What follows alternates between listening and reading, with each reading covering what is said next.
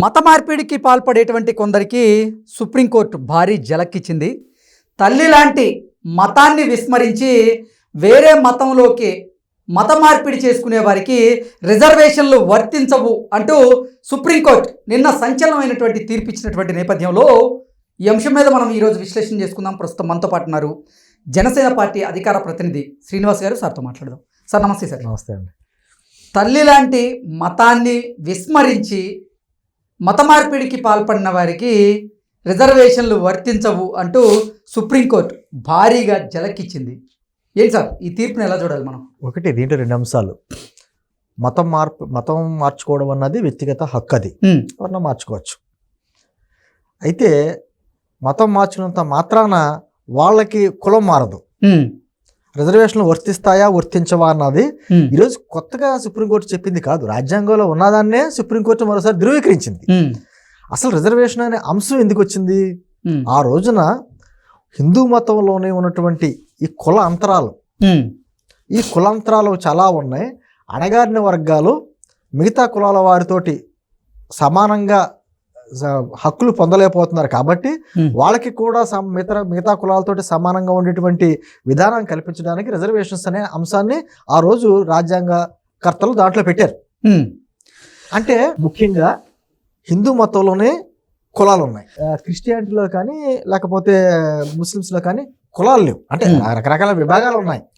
అయితే అక్కడ చెప్పిందండి స్పష్టంగా, హిందూ మతంలో ఉన్నటువంటి అణగారిన వర్గాలకి వాళ్ళని దళితులు అంటారు, వాళ్ళకి అది ఆ రిజర్వేషన్ వర్తించాలి అని చెప్పేసి అని అన్నారు.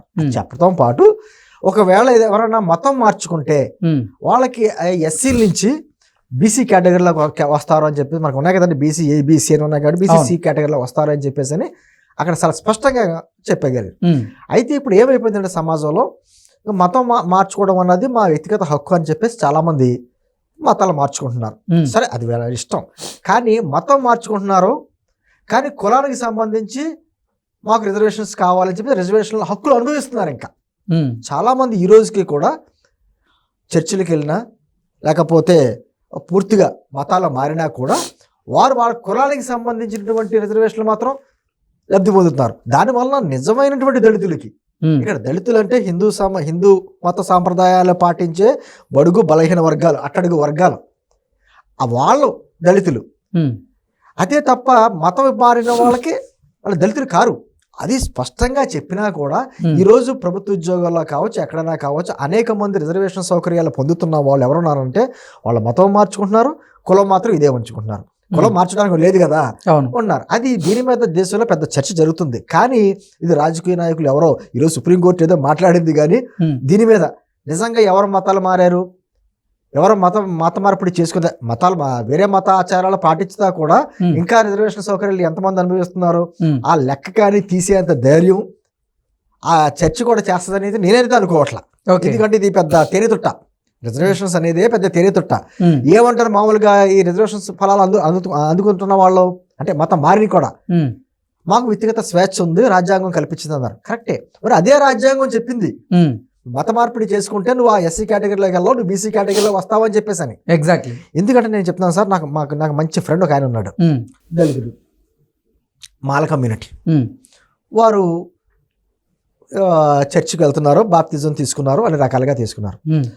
నాతో వేరే సందర్భంలో ఏదో మాట్లాడితే ఒక కాలేజీకి సంబంధించి రిజర్వేషన్స్, వాళ్ళ అమ్మాయి గురించి రిజర్వేషన్ గురించి మాట్లాడితే మాకు రిజర్వేషన్స్ లేవు కదా, బీసీ రిజర్వేషన్స్ తక్కువ ఉంటాయి కదా అన్నట్టుగా మాట్లాడు. అదేంటిది మీరు ఎస్సీలు కదా, మాల కమ్యూనిటీ అంటారు కదా అంటే, మేము మాలే కానీ మేము మతం మార్చుకుని మేము మాల హిందూ కాదు, మేము క్రిస్టియానిటీ తీసుకున్నాం కాబట్టి ఇంకా మాది స్వచ్ఛంగా మేము వదులుకున్నాం, ఆ రిజర్వేషన్లు వదులుకున్నాం, నేను బీసీ కేటగిరీ. కానీ ఇప్పుడు సమాజంలో చాలా మంది మాత్రం మత మార్పిడికి పాల్పడుతున్నారు కానీ రిజర్వేషన్లు మాత్రం వదులుకోవట్లేదు. అదే కదా ఇప్పుడు ఒక సంఘటన కూడా చెప్తాను.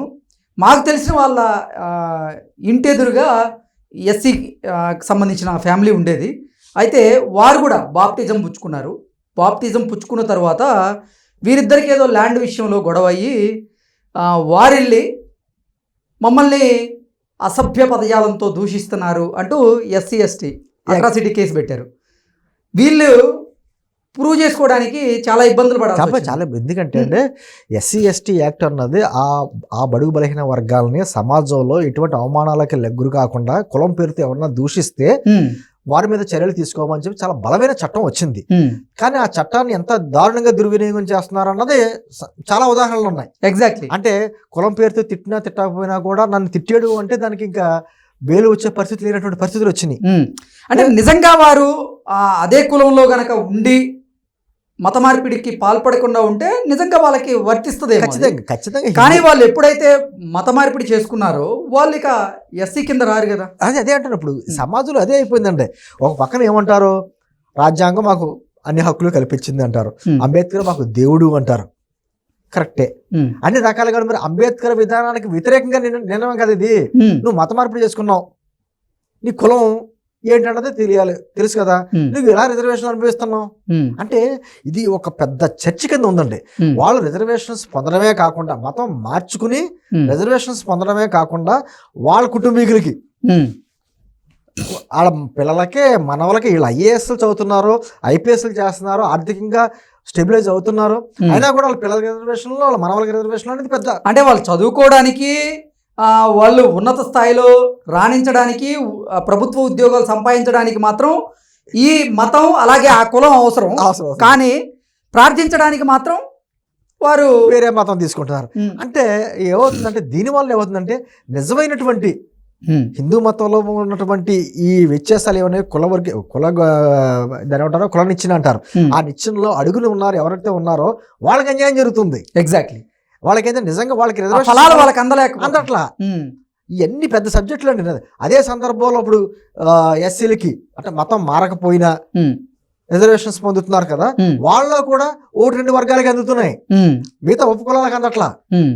అదే విధంగా ఎస్టీలో కూడా మేజర్గా ఉన్న 1-2కి అందుతున్నాయి. ఉపకులాలు ఎంతో మంది, ఏరుకుల వాళ్ళు చాలా మంది కులాలు ఉన్నాయి. యానాదులు, వాళ్ళు యానాదులు అంటే మన తెలుగు జాతికి పునాది వాళ్ళే, అవును, పూర్వీకులు వాళ్ళే. మరి వాళ్ళకి ఇప్పటికీ వాళ్ళ పరిస్థితులు అలాగే ఉన్నాయి. అంటే 75 సంవత్సరాలు రాజ్యాంగం రాసుకున్న తర్వాత కూడా మార్పు రావట్లా. రిజర్వేషన్స్ అనే దానికి ఎందుకు వాళ్ళ లబ్ధి చేకూరలేకపోతే వాళ్ళకి ఉంది, హక్కు ఉంది.